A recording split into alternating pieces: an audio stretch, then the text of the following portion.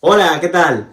Bueno, os cuento. Yo me vine a Londres a ver a un amigo que estudió conmigo ADE, que se llama Dani, y el caso es que aquí me he encontrado a una joyita, ¿vale? Pues eso es este podcast más improvisado, no tengo las luces guay ni nada, pero con así va a quedar genial, ¿vale? Lo he montado, me he liado aquí una. Y el caso es que quiero que se presente él, no, yo no quiero decir nada, que lo haga él, pero os digo, una joyita flipante, o sea, flipante. Ángel Carballo. Así que, defínete tú, ¿quién eres? Bueno, pues muy buenas noches, Fran. Lo primero, muchas gracias por invitarme a Me Voy a Ir Yendo. Mi nombre es Ángel Carballo, soy ingeniero en McLaren Racing, diseñador aerodinámico desde hace un mes. Y bueno, soy ingeniero aeroespacial, también he sido emprendedor y bueno, encantado de resolver todas las dudas que tengas y intentar ayudaros. Así muy resumido y Vale. para las personas de a pie. En tu día a día, ¿qué funciones haces? Lo puedo contar muy poquito, Lo que puedas, lo que puedas. pero básicamente yo estoy dentro del departamento de Aerodynamics Development, es decir, desarrollo aerodinámico. Hay otra parte que es correlación, pero nosotros lo que hacemos es intentar incluir mejoras poco a poco para que el coche vaya más rápido dentro de la aerodinámica. También nos encargamos del diseño del coche del año siguiente. Para que la gente se sitúe y sepa lo que hace, lo más sencillo, que es la aerodinámica. Porque yo soy el primero que no tenía ni idea hasta que te he conocido. Vale, por mi trabajo no puedo contar mucho porque al final yo estoy trabajando con un equipo de Fórmula 1, hay temas de confidencialidad, hay muchas cosas que no puedo desvelar, aunque sean conocimientos generales, porque yo al final mi conocimiento lo debo a mi equipo. Entonces lo tengo que explicar de una forma muy básica y bueno, a mí me gusta explicarlo con ejemplos. Y ahora que lo pienso, teniendo globos, si quieres te lo puedo explicar con los globos mismos. Claro, por supuesto. Que es más, que es más fácil, aunque suene cutre, Estamos en pero tu piso, ya que tú estamos en quieras. este cumpleaños, te lo puedo explicar porque hay otras formas, pero es más complicado.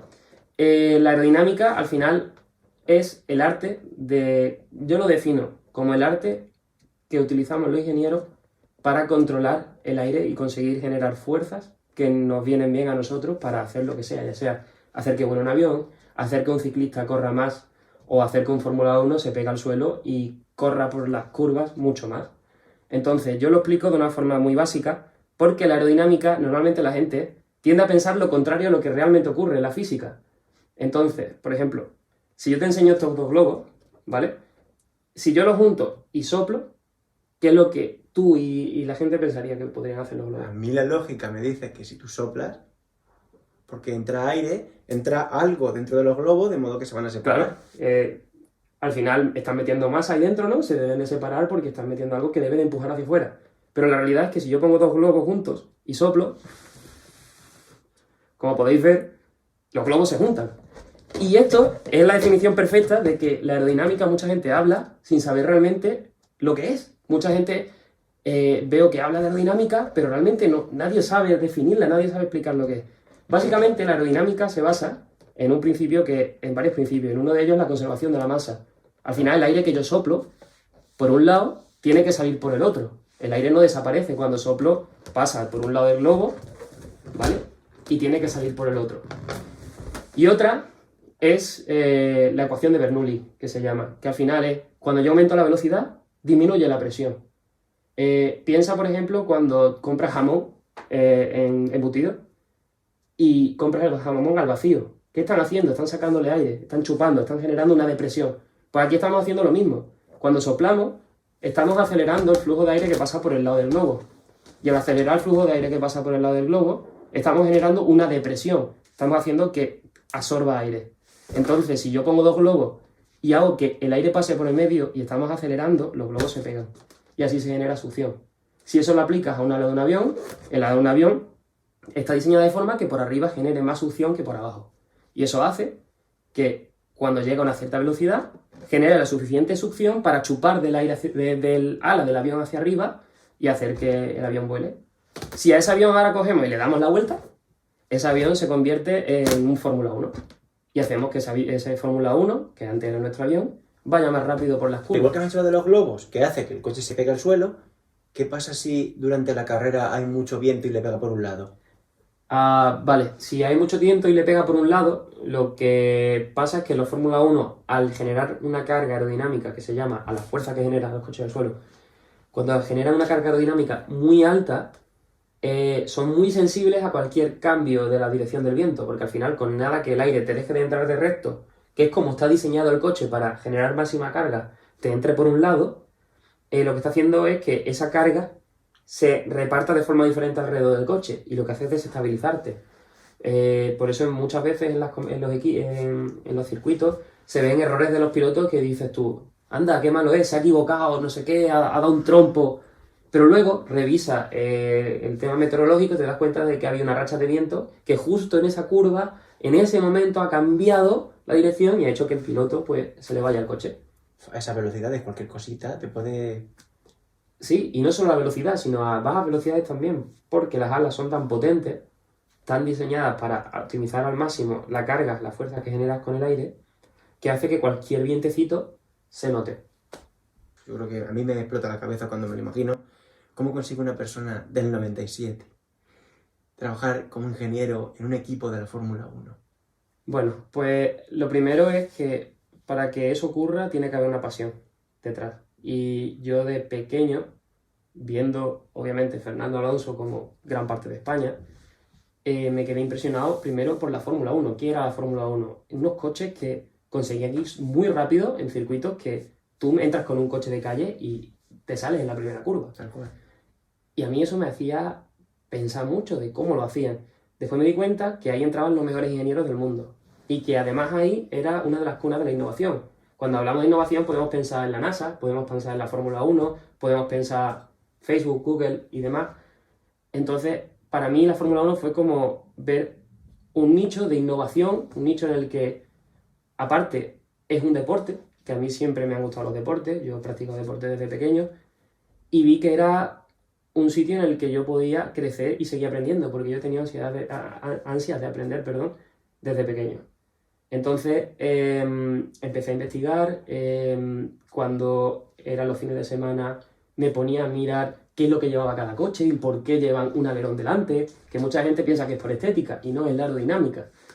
Y poco a poco me fui dando cuenta de que podía llegar ahí si me lo proponía, si de verdad le ponía ganas, y decidí estudiar ingeniería aeroespacial, que mucha gente piensa que estudiando ingeniería mecánica es como se llega a la Fórmula 1, pero hay muchas vías. El Fórmula 1 es un conjunto de todas las ingenierías del mundo y de especialistas de todas las ramas trabajando juntos para sacar el coche más rápido, y una de ellas era aeroespacial porque es donde se estudia aerodinámica.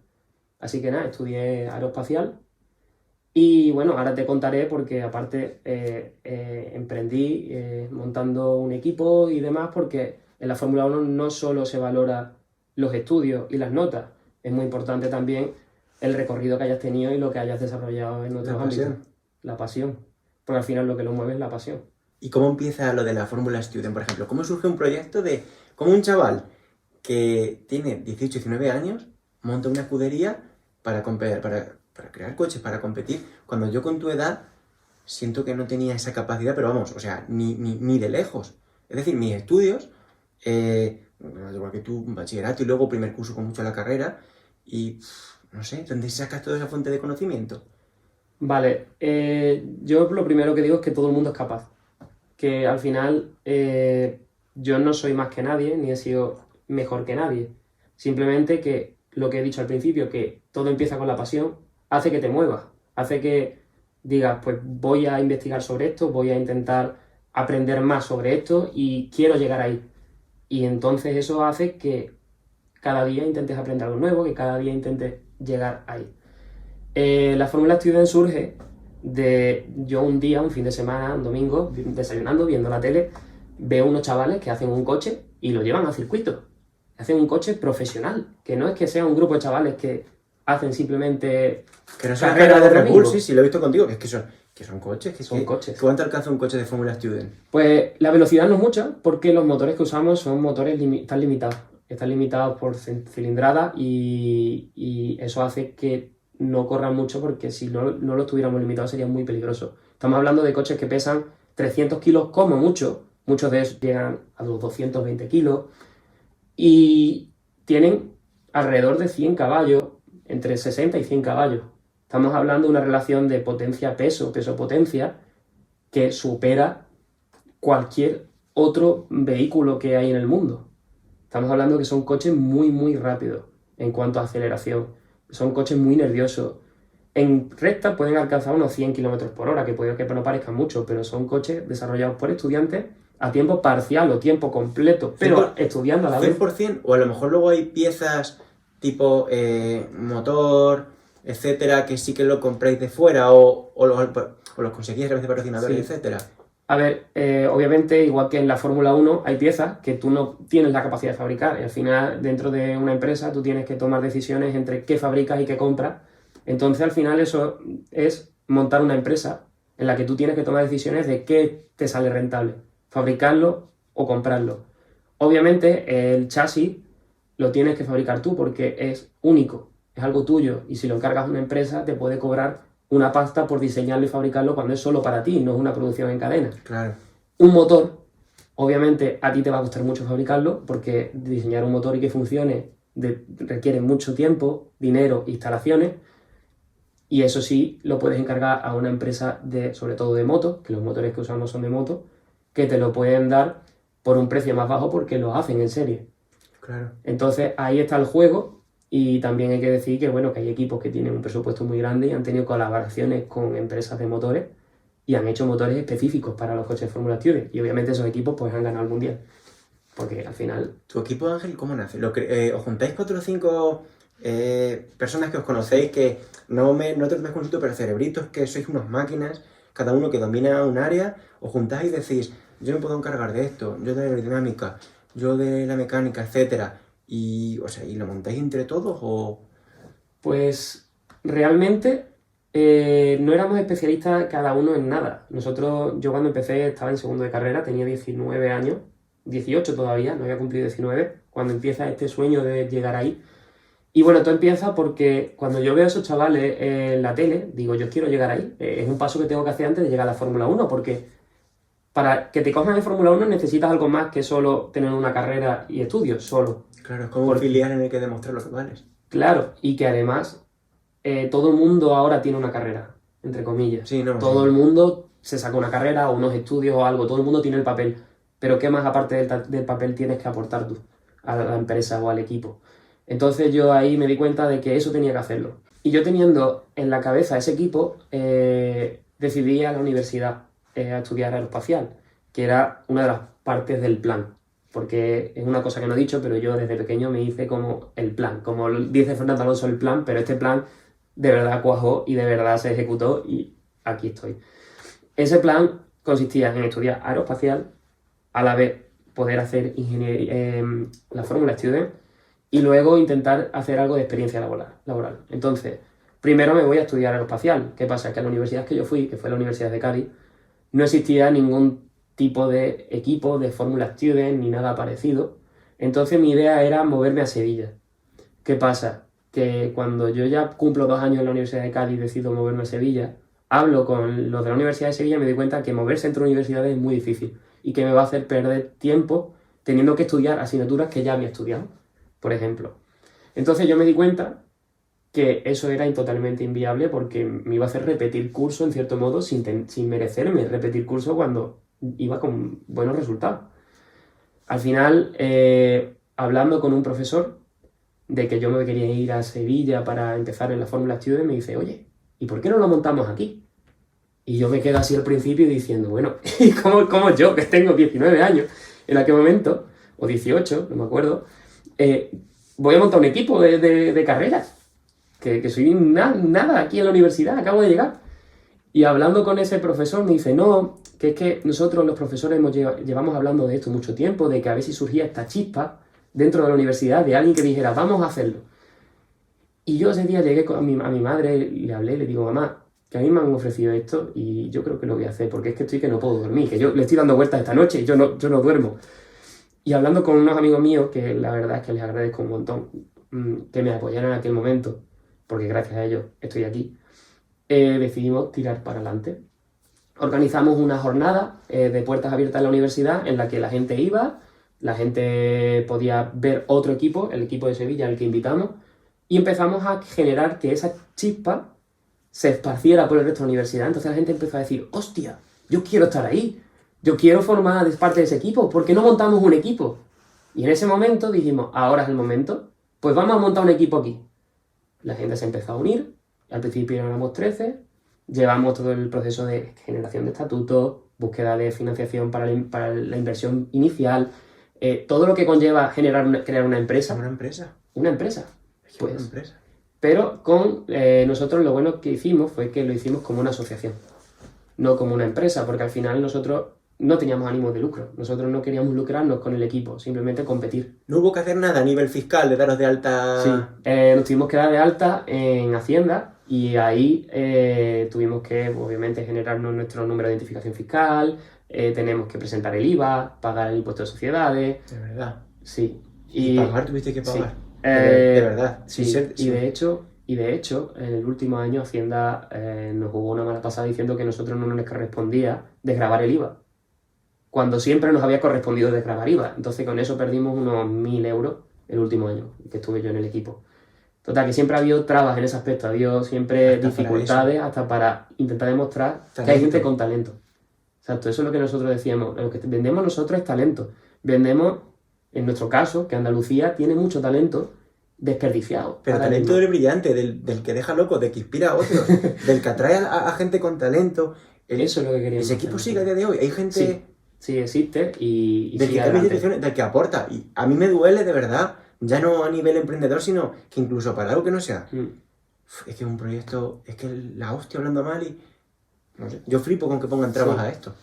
Mucha gente, muchos equipos lo que hacían es que la universidad nos gestione todo el dinero, que la universidad nos lo gestione todo y nos quitamos de problemas. ¿Qué pasa? Que nosotros lo que queríamos es tener independencia. Poder decir, queremos comprar un motor de urgencia y nos montamos en una furgoneta y nos vamos a poner el motor mañana mismo y lo pagamos nosotros. En la universidad, por desgracia, en España, dependemos de 2 o 3 personas que hasta que ponen la firma puede tardar 1 mes, 2 meses. Sí, te si tú has hecho una factura pro forma en la que tienes que pagar en un cierto periodo porque te reservan tu compra en el almacén y si en un cierto periodo no has pagado, te la quitan. Nosotros no podemos depender de una institución tan grande como una universidad para que gestionen eso y tengan que aprobarlo un organismo, después otro y después otro, por temas anticorrupción. Al final decidimos, bueno, pues vamos a hacerlo nosotros. ¿Qué nos conllevó? Tener que presentar declaraciones de IVA, tener que llevar nuestras cuentas, tener que rendir cuentas con el tema del impuesto de sociedades. Y yo me acuerdo que al final de año, yo justo antes de cenar en Nochevieja estaba preparando la presentación del IVA. Es decir, con 19 años. Y no solo yo, sino todos mis compañeros. Ese fue el primer paso. Luego, obviamente, cuando ya llegó la primera financiación por parte de la universidad, que costó mucho convencerlo, porque, perdón que me vaya, yo me puedo hablar. No, si da mucho escucharte. Resulta que hay una cosa que yo me di cuenta, y es que en España la juventud no está valorada. Es decir, uno se pone a preparar un proyecto de gran envergadura como este, intenta promocionar a la universidad, porque estás promocionando a tu universidad, representándola en una competición de alto prestigio, y además estás ayudando a otras personas a que ese talento crezca más todavía y que la gente se anime a sumarse a eso.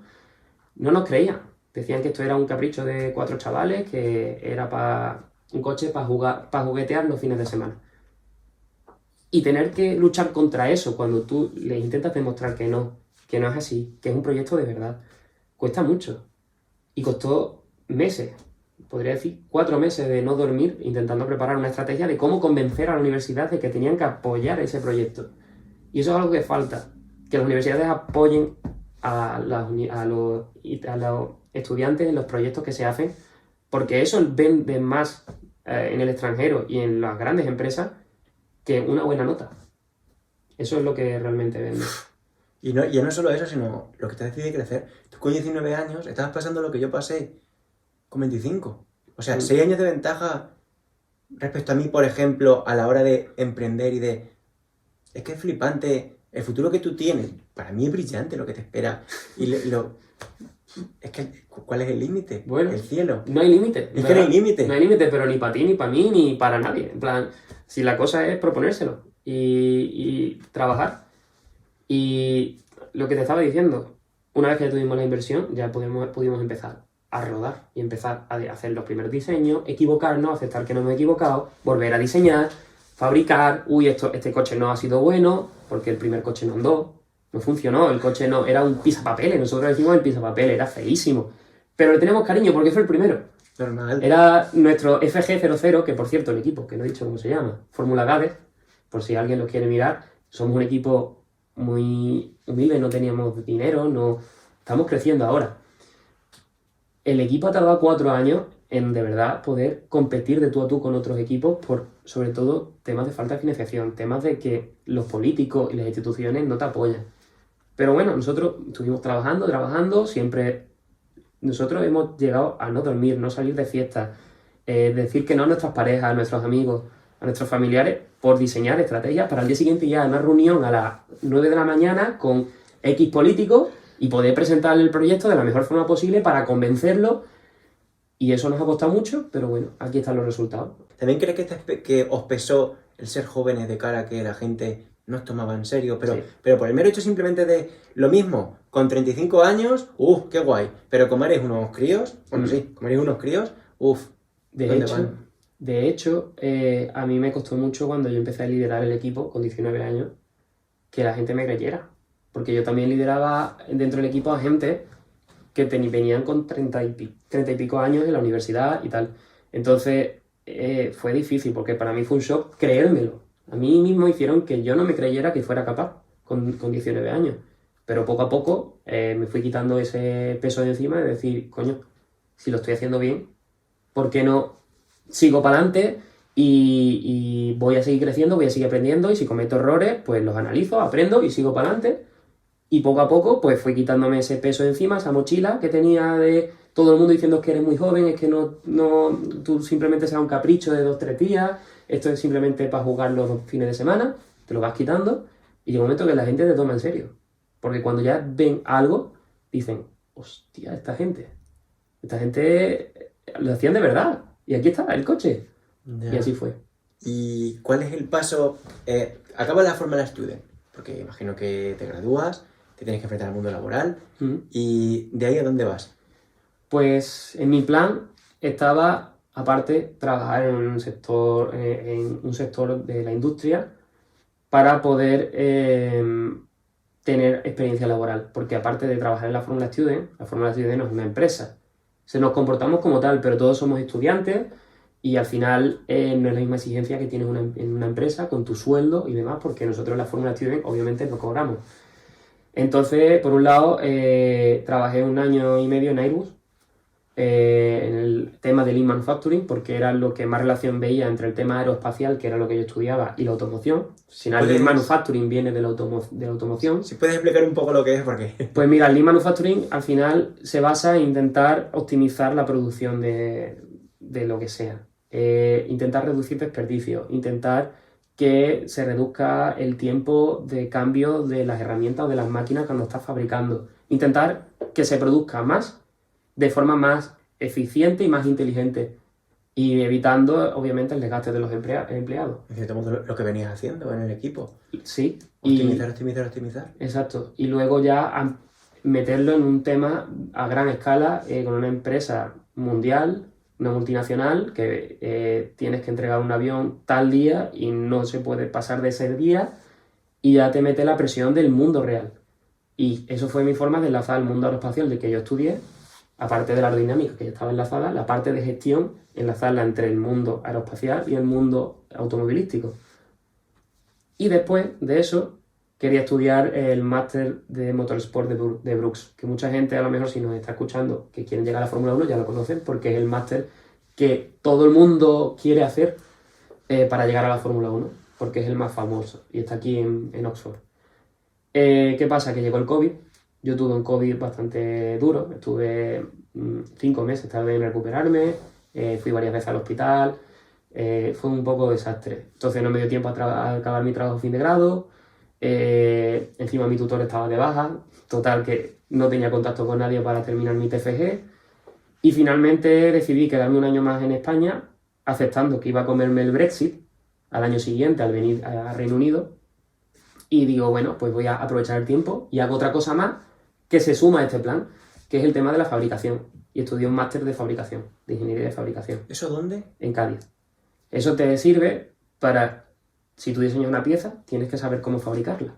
Claro. Y tienes que saber aparte cómo gestionarla, que ya la aprendí por otro lado.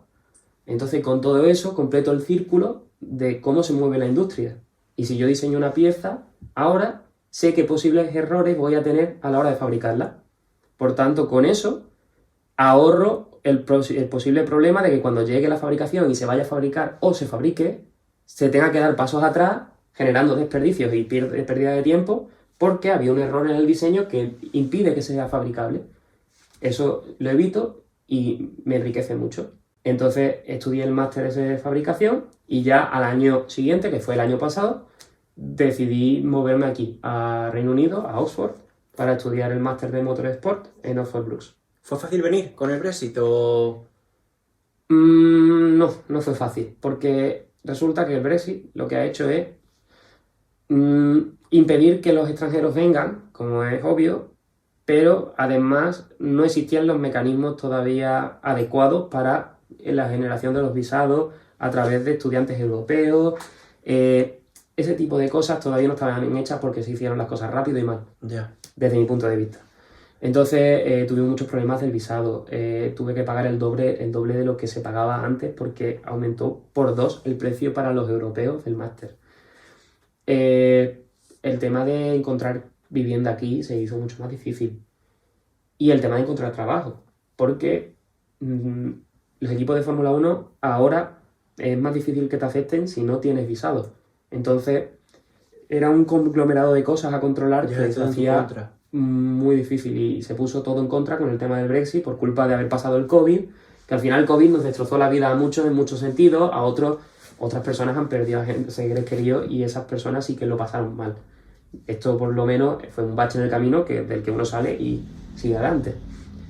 Y bueno, estudié ese máster y nada, una vez que adquirí conocimiento, no solo de aerodinámica, que ya lo traía de la carrera, sino también de cómo funciona un coche en general, al igual que para diseñar una pieza tienes que saber cómo se fabrica, cuando tú diseñas un coche o la aerodinámica de un coche, tienes que saber cómo va a afectar en el resto del coche y cómo el resto del coche va a afectar a la aerodinámica. Y eso te lo daba este máster, conocer más cosas, temas de dinámica, temas de motores, temas de amortiguadores y suspensiones. Y con todo eso, pues uno ya tiene un conocimiento que dice, bueno, ahora sí es el momento de decir, me lanzo a la Fórmula 1. Antes de ir a la Fórmula 1, es muy caro estudiar en Oxford. Sí, pero no porque sea Oxford, sino porque es Reino Unido. La educación y el tema de la enseñanza en Reino Unido es muy cara. Es muy, muy cara. Y al final, por eso, hay que hacerse un plan con tiempo. Es decir, yo ya lo tenía claro desde pequeño y eso me dio la suerte o sí, la capacidad de poder empezar a ahorrar, de privarme de muchas cosas, tanto yo como mis padres, sobre todo mis padres, para poder ir ahorrando ese dinero poco a poco para llegar ahí. Ya. Pero la realidad es que ninguno de los que estábamos allí, de mis amigos españoles, éramos ricos. Simplemente que teníamos esa pasión, nuestros padres lo conocen y hicieron el esfuerzo desde hace mucho tiempo de ir ahorrando para que pudiéramos estudiar ahí. Resumiéndolo, sé que ya me estás contando el plan, pero me gustaría si en 15 o 20 segundos me pudieras decir en qué edad fue y cuáles eran esos pasos, porque me flipa. Pues mira, el plan nació con unos 6 años. Con solo 6 años. Con solo 6 años empezó a nacer el plan cuando vi a Fernando Alonso. Ahí simplemente se forja esa pasión. Es decir, esto tengo que hacerlo yo. Yo tengo que estar ahí. Yo no sé qué hacen esa gente con los cascos puestos en la televisión, ahí en medio de un circuito con coches pasando, pero hacen que los coches vayan muy rápido. Y a mí eso ¿Por qué? ¿Cómo lo hacen? Y ya a partir de podríamos decir, los 12 años, 13 años, ya empiezo a investigar en internet sobre la Fórmula 1, cómo se llega ahí, qué es lo que hacen los ingenieros, por qué son tan especiales. Y me doy cuenta de que el plan tiene que estar basado en, por un lado, educación, que fue ingeniería aeroespacial, otro lado, experiencia laboral, que fue mi experiencia en Airbus, el poco tiempo que estuve. Por otro lado, emprendimiento y sobre todo emprendimiento en el mundo del motor, es decir, hacer algo dentro del mundo del motor que te enseñe cómo funciona ese mundo y además cómo se gestiona una empresa y cómo trabajar en equipo. Y por último, conocimiento en técnico en el motor, que fue lo de Brooks. Con todo eso, pues uno ya puede ser muy válido para trabajar en la Fórmula 1. Candidato. ¿Y cómo llegas a ponerte en contacto con una escudería? ¿Cómo puedes acabar? Tienes esta base, has ejecutado el plan. ¿Cómo se llega a McLaren? Pues mira, como mi plan estaba basado en el puesto que estoy haciendo ahora, fue en cierto modo más fácil que con otras, porque ya venía preparado de casa lo que me iban a pedir porque llevaba estudiándolo desde hace mucho tiempo. No quiere decir que sea fácil el proceso de admisión, yo lo he pasado muy mal, pero básicamente yo una vez que terminé las clases, no el máster lo terminé una semana antes de empezar en McLaren, me hice una lista de puestos de trabajo a los que echar solicitudes de diferentes equipos, me daba igual en aquel momento el equipo, y empiezo a organizarme, pues todos los días voy a dedicar una hora a hacer una carta de motivación, a hacer un currículum específico para cada puesto de trabajo al que voy a echar, y en estudiar esa empresa. En esa hora tengo que estudiar esa empresa, generar la carta de motivación y el currículum. Y se lo mando. Y así todos los días iba mandando. ¿Qué pasa? Que muchas veces era, no tienes experiencia suficiente, no vienes de una universidad como puede ser Southampton, puede ser Bath, pueden ser universidades de aquí prestigiosas o Michigan. Otras veces te decían que no porque simplemente no cumplías con los mínimos que tenían establecidos. Muchas veces era porque habías redactado mal la carta de motivación. Todo eso te servía. Muchas veces uno puede pensar que es una desmotivación, que es algo que, bueno, me están rechazando. Pero lo que hay que darle la vuelta y pensar que el rechazo te lleva a que al final te acepten. Porque al final estás aprendiendo de por qué te rechazan. Y están haciendo que tú te enfades. Y cuando tú te enfadas y le pones ganas y dices, pues no, ahora me vas a coger, al final vas mejorando y se va convirtiendo en una bola de nieve que va creciendo, creciendo, creciendo. Y cuando te das cuenta, tienes un pedazo de currículum, una pedazo de carta de motivación, un pedazo de vídeos de presentación en mi caso, por ejemplo. Y vi la oferta de McLaren en abril del año pasado y yo sentía, digo, esta es la mía. Digo, esta es la mía, porque yo ya llevo tantas que yo ya voy preparado. Y que además es justo el trabajo, el puesto de trabajo que yo soñé siempre. El equipo que siempre soñé, desde los 6 añitos. Voy a por ello. Y bueno, después de un proceso largo, pues recibí la llamada. Ahora 2 meses que recibí la llamada y nada, aquí estoy pues cumpliendo el sueño. Menudo sueño, macho. ¿Y cómo es trabajar en el día a día? O sea, sé que puedes contar muy poco, no te preocupes que no, pero lo que pueda sencillo, como si me preguntas de una oficina, ¿cómo es trabajar en una escudería? Vale, pues a ver, no sé cómo será trabajar en el resto de escuderías, sé que por lo que sé de otros amigos que están en otros equipos, es bastante similar, pero lo que pasa es que McLaren tiene algo especial. Para empezar, el sitio en el que trabajas. El sitio que trabajas es un edificio diseñado por y para optimizar el rendimiento de los trabajadores. Es un edificio, primero, claro, en el que entra la luz. Los pasillos son blancos, completos, están pensados para hacer que el trabajador, cuando vaya entrando a su trabajo, no se distraiga, se concentre o se olvide de los problemas de fuera, de su casa y de miles de problemas, y se concentre en hacer que el coche vaya más rápido. Es un edificio que entra y es que cualquier aficionado a la Fórmula 1 sueña con entrar ahí. Entonces tú cuando entras, yo cuando entro todos los días, se me ponen los vellos de punta porque dices, hostia, ¿dónde estoy?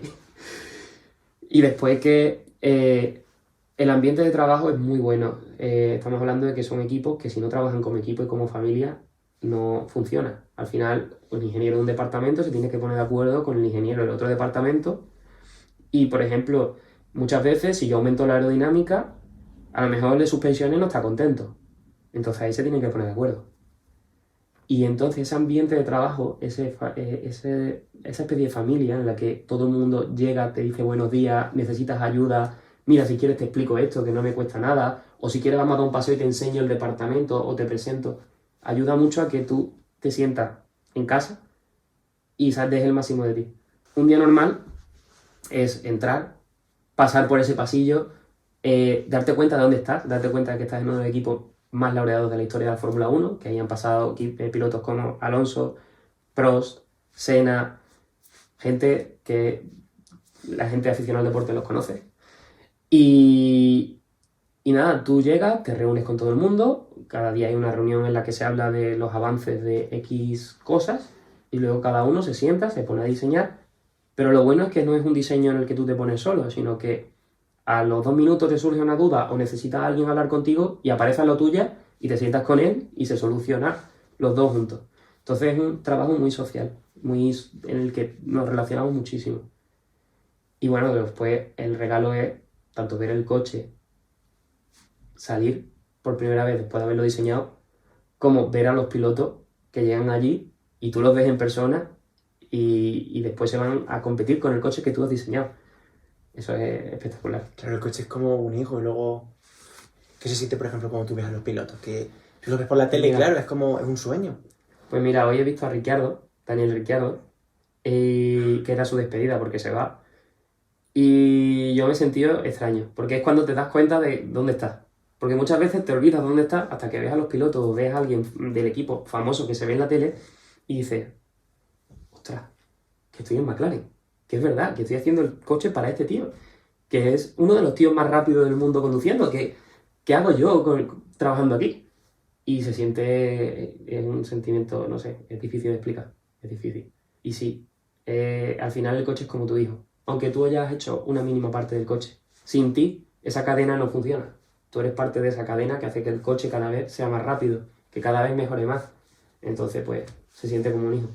Claro, luego también, por lo que me cuentas de la pasión, todos trabajáis pues, con pasión y se nota que lo hacéis como a un hijo. Sí. Pero hay momentos malos o de estrés, tiene que ser muy estresante. Sí. Yo, por suerte, todavía no he vivido momentos de estrés, pero sé que los hay. Lo bueno es que los equipos de Fórmula 1 han evolucionado mucho. Antiguamente, estaba tomando cerveza con nuestro departamento, que se tienen conversaciones más extendidas, nos comentaron que antiguamente muchas veces los fines de semana iban a trabajar y no dormían. Y era un trabajar sin parar y no se pensaba en la psicología de los ingenieros, no se pensaba en el bienestar del ingeniero. Eso cambia mucho. Ahora, aunque haya estrés, todos entienden que una persona puede tener un día malo o uno puede estar mal psicológicamente por estrés y normalmente tienen equipos especializados en intentar ayudarte si tienes un problema psicológico y eso es muy bueno. Y bueno, aparte de eso, cosas malas como tales no las veo ahora mismo. Acabo de llegar. Entonces realmente cosas malas como tal ahora mismo no sé decírtelas, porque al final es como cuando te enamoras de alguien, es muy difícil ver las cosas malas porque las conviertes en buenas. Por supuesto. Pues algo así. Entonces, pues no sé decirte. Sí que no quiero que me digas una cifra ni mucho menos, pero me gustaría preguntarte, ¿se gana dinero en la Fórmula 1 bien? Pues eso, no te puedo contar por contrato No te preocupes. el número, Nada. pero sí que es verdad que la gente piensa que los ingenieros de Fórmula 1 somos ricos y que ganamos mucho y que es como se ve en la tele que sale la gente rica tomando champán en el circuito, se creen que nosotros también tomamos champán. Y la realidad es que no. Lo que la gente cuando dice, bueno, ¿y entonces por qué estás?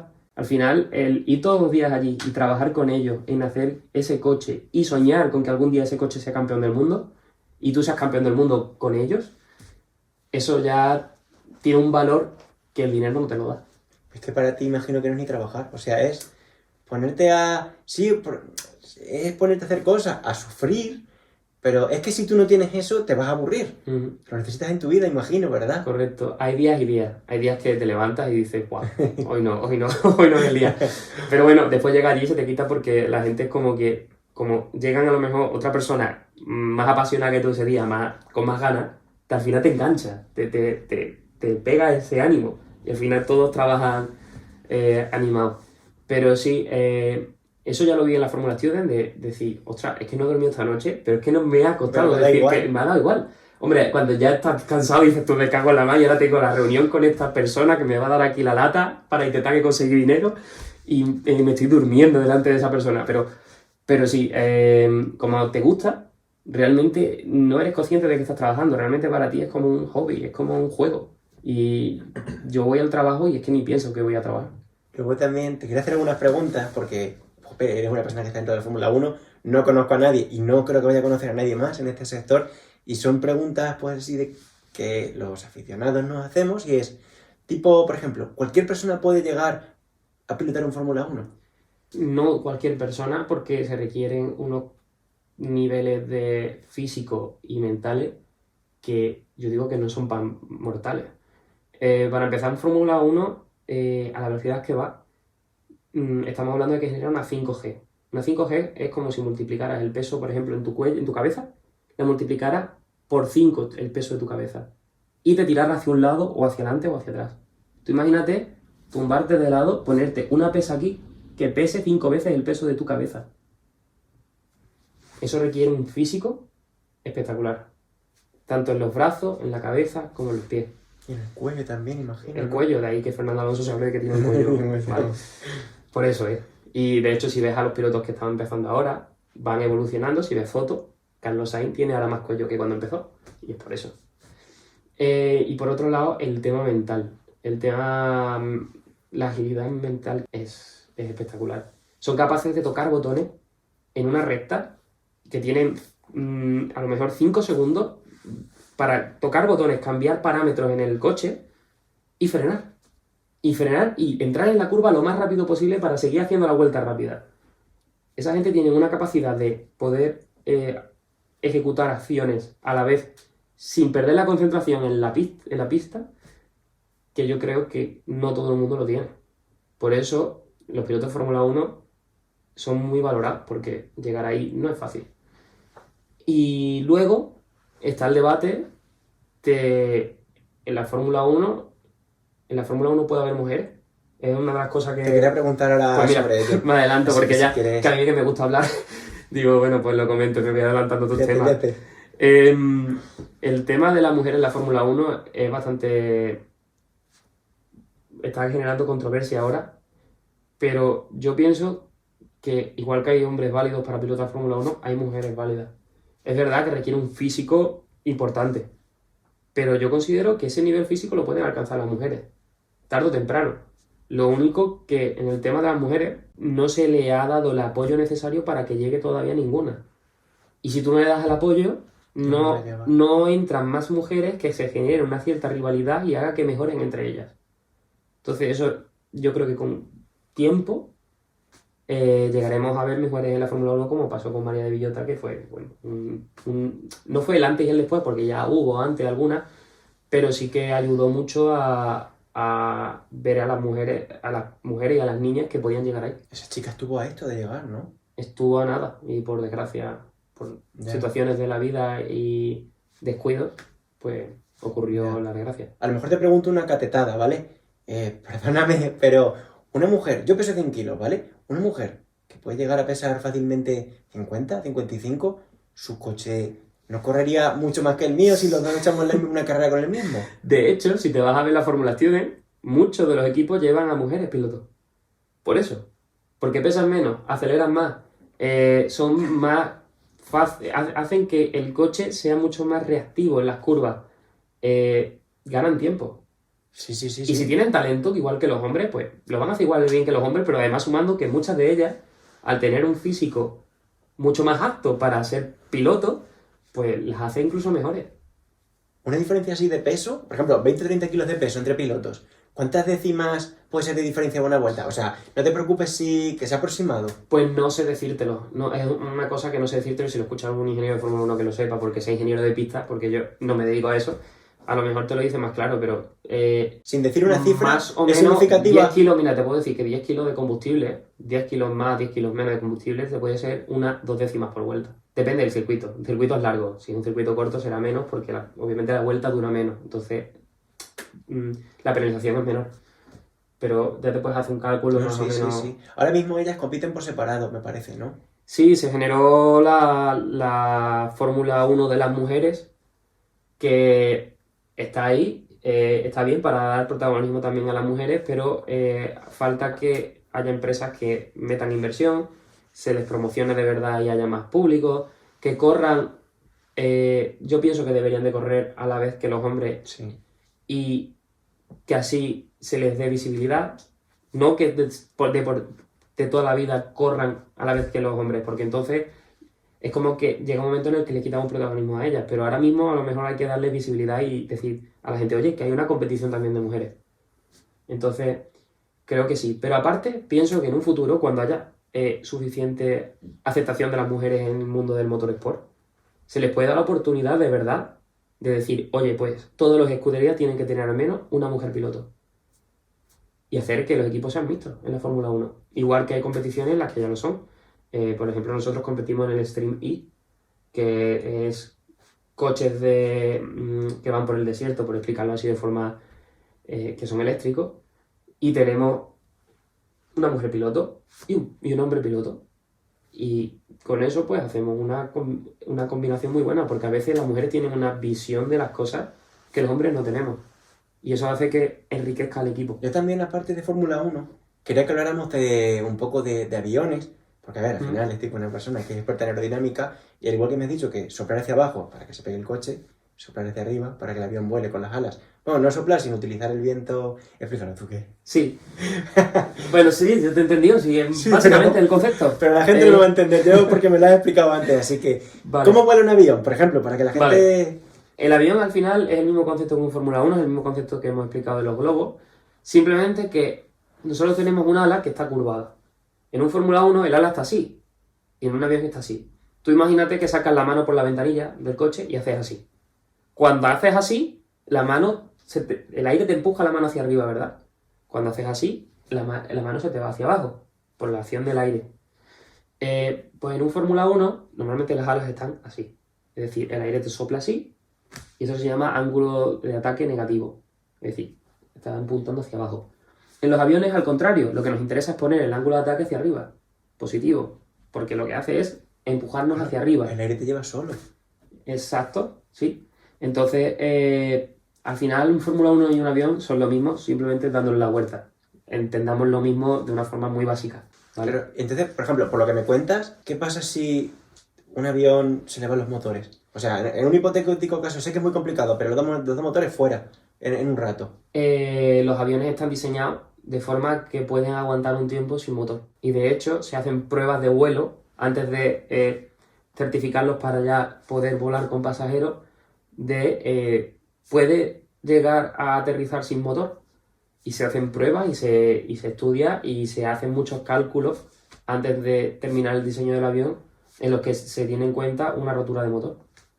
Un avión cuando cae, ¿cómo cae? O sea, ¿es así o es así? No sé si me explico con la mano, que lo estoy haciendo fatal. No sé que sí. Eso depende del piloto y depende de la situación de cómo estén los vientos. No es lo mismo que tenga un viento de cizalladura que se llama empujando hacia abajo, que el avión se vaya hacia abajo. Ha habido muchos accidentes por viento de cizalladura, a que un avión simplemente pierda el motor, tenga un viento favorable de cara, porque el viento tiene que ser de cara para que sea favorable, y entonces le permita generar la carga suficiente para que el avión vaya planeando poco a poco. ¿Cuánto puede pesar un avión? Toneladas y toneladas. Toneladas y toneladas, pues más de 200 toneladas. Es la magia que tiene la aerodinámica, por eso a mí me llamó tanto la atención la aerodinámica. Dentro de hacer que los coches fueran más rápidos, la aerodinámica era algo que no se ve. Y, por ejemplo, a mí me preguntan mucho cómo escribir y tal. Pues a ti, que es una cosa todavía mucho más exclusiva, más rara, más complicada, ¿no te preguntan mucho cómo vivir o cómo llegar a alcanzar un trabajo en la Fórmula 1? Pues sí, y de hecho es algo por lo que todos pasamos, porque yo cuando era pequeño preguntaba mucho, cuando tenía oportunidad. Es verdad que cuando era pequeño todavía no existían las redes sociales, entonces no tenía la cercanía que ahora podemos tener para enseñarle a otras personas cómo podemos llegar a eso. Pero sí, en mi caso, por ejemplo, la semana pasada me contactó un chaval de Francia que me comentó que su sueño era trabajar en la Fórmula 1 y que concretamente McLaren era el equipo que siempre había soñado. Entonces, ¿qué pasos había seguido yo para que él llegara ahí y pudiera hacer lo que yo estoy haciendo ahora? Y en ese momento yo me sentí, por un lado me sentí identificado con el chaval, porque me sentí como si yo fuera él muchos años atrás, Y por otro lado, sentí las responsabilidades que tengo como empleado de un equipo de Fórmula 1, como en este caso es McLaren, de ser un ejemplo para los demás y la de número de fans que siguen a los equipos de Fórmula 1. Tenemos una responsabilidad de hacer que el coche compita y hacer disfrutar a tanta gente que cuando lo piensas es otro añadido más para hacerte feliz dentro de este mundo. ¿Tú le llegaste a preguntar a alguien también a nivel de cómo escribiendo cartas, email? Sí, yo me acuerdo que cuando, por ejemplo, tenía la oportunidad de ir a sitios, siempre soñaba con encontrarme a alguien de este mundo a preguntarle. Tenía la suerte de tener el circuito de Jerez cerca, a 1 hora y media de mi pueblo, o menos, y podía ir, y por ejemplo, durante la Fórmula 2, yo podía acceder al paddock por un buen precio, porque la Fórmula 1 es imposible, si no eres rico, en el caso de Fórmula 2 es más barato, y ahí pues me acercaba y preguntaba a los ingenieros, oye, ¿qué software estás usando? Y oye, ¿tú qué haces? ¿Y esto qué es? ¿Y cómo llegaste aquí? Y a los pilotos igual. He tenido conversaciones, por ejemplo, con Roberto Meri en la Fórmula 2, preguntándole cosas y demás, porque al final, como estás deseando llegar ahí, es que se te quita la vergüenza y dices, voy a preguntar porque necesito saberlo para yo llegar a donde está esa persona. Todos eran majos, todos. Pues parece ser que ahora que lo miro ya con perspectiva, todos eran majos. Cada uno de su padre y de su madre, cada uno de una cultura diferente. Es verdad que los españoles somos más cercanos, por ejemplo, que los británicos son más fríos en la gran mayoría. Cada uno es de su padre y de su madre, pero al final todos acaban siendo majos porque sienten lo que yo sentí ahora respondiendo al chaval este. Sienten la pasión en ese niño y se sienten identificados con ese momento en el que tú empezaste a hacer preguntas para llegar ahí. Entonces al final como que lo ves desde el punto de vista del niño que pregunta y después desde el punto de vista del ingeniero que lo ha conseguido, recomendando y enseñando los errores que cometiste a una persona que está empezando. O sea, que es una historia, se convierte en una historia bonita porque la ves con las dos caras de la moneda. Otra vez más, la pasión. La pasión. La pasión es lo que nos mueve todo. Y al final, si no le pones pasión a las cosas, para mí, lo que haces en tu vida no tiene color. No lo disfrutas. Al final estamos aquí para disfrutar. Ya sea trabajando o sea jugando. Da igual. Ya que hablamos así un poco de la vida, para ir terminando, te quiero preguntar, estas son preguntas ya más filosóficas. ¿Cuál es tu propósito en la vida? O sea, no a nivel profesional, sino simplemente tu propósito en la vida, a lo que la quieres dedicar. Pues mira, si me pongo egoísta, el propósito mío es ser feliz. Es ser feliz. Y ser feliz conlleva hacer feliz a los demás. Porque si no haces feliz a los demás, no vas a ser feliz nunca, tú mismo. Eso lo aprendí leyendo mucho.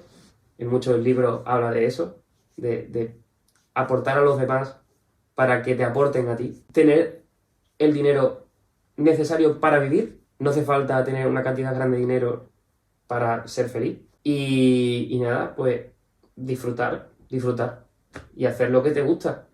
Que para eso estamos, que la vida se acaba en 2 días, que a lo mejor mañana no estamos aquí. También me has dicho, por ejemplo, ahora que has leído esto, que bueno, que lees un montón, además que lo sé. Te quería preguntar, pues que nos recomiendas algún libro, a mí por lo menos, porque Pues, si vienes de ti me lo leo. Pues mira, hay un libro ahora que estoy terminando de leer, que es Atomic Habits, Hábitos Atómicos, no sé si lo conoces. Sí, lo conozco y lo tengo pendiente.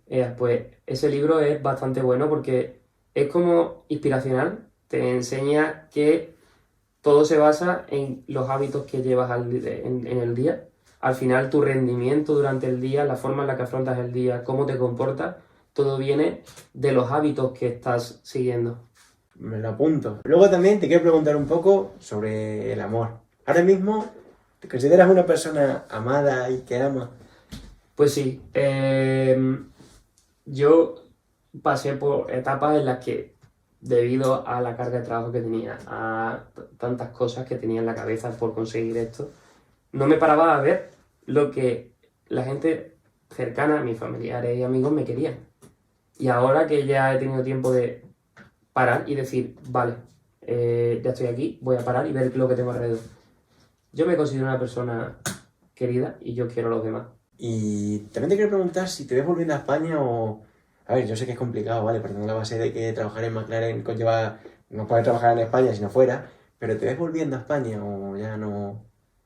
Yo sí me veo volviendo a España por el hecho de que es donde me he criado, donde me siento feliz de verdad con mi familia. Y al final yo siempre he pensado que la Fórmula 1 para mí va a ser algo que va a ser finito. Bueno, todo es finito, pero va a ser más finito que mi vida. Es decir, mi objetivo aquí era llegar, trabajar duro y si es posible ser campeón del mundo, ser feliz unos años, aprender y luego traerme ese conocimiento de vuelta a España y hacer otras cosas o probar suerte en otro país. Pero no me gustaría que esto se convirtiera en una rutina que al final, dentro de 40 años, con 60 y pico años, siga haciendo exactamente lo mismo que hago hoy. Ya. ¿Es complicado vivir aquí en Inglaterra o lejos de tu familia? A nivel social, ¿tú ahora mismo tienes cubiertas tus necesidades? Sí, se hace duro al principio porque estás solo, es un país que te curte bastante porque es un país frío, la gente no se relaciona tanto como los españoles, eh, hay muchas cosas que te pueden ser un shock cultural a la hora de vivirlas, entonces es bastante duro, pero una vez que encuentras gente con la que puedes hablar, gente con la que te puedes relacionar, sobre todo españoles que estén aquí, que hacen que te olvides de que estás en un país en el que estás hablando una lengua que no es la tuya. Somos muchos por aquí. Muchísimo. Bueno, sois. Quién sabe, lo mismo en un futuro también estás tú.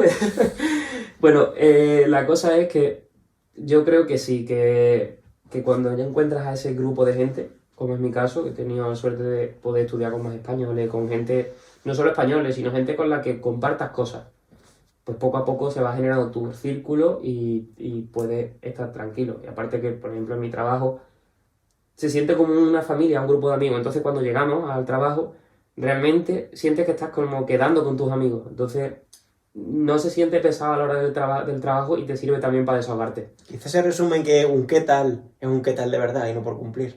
Pues sí. Eso se hace mucho aquí en el trabajo. Eso de, hola, ¿qué tal? Y de verdad, dime qué tal. Eso es importante.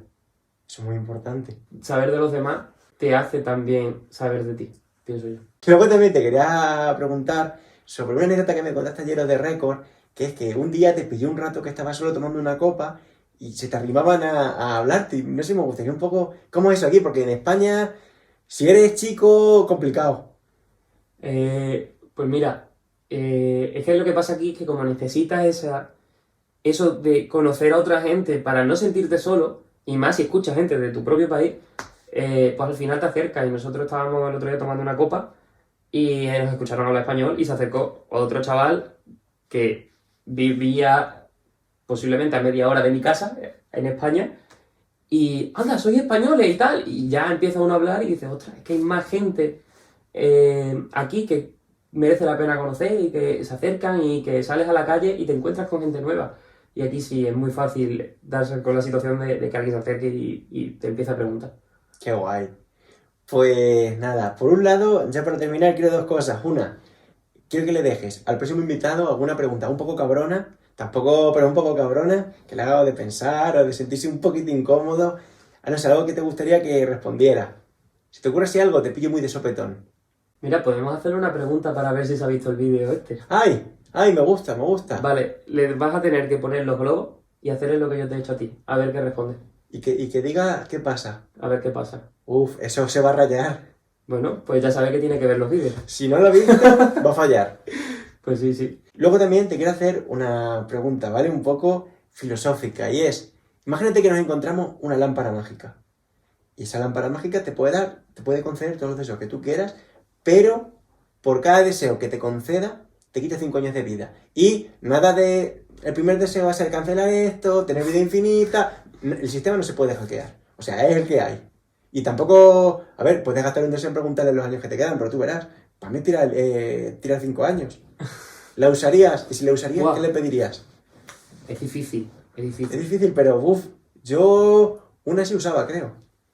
Yo una lo usaría para ser campeón del mundo de la Fórmula 1, porque a lo mejor Chapó. intentando ser campeón del mundo de la Fórmula 1 me quito más años de vida que lo que me quitaría el genio. Al final es una inversión. Exacto.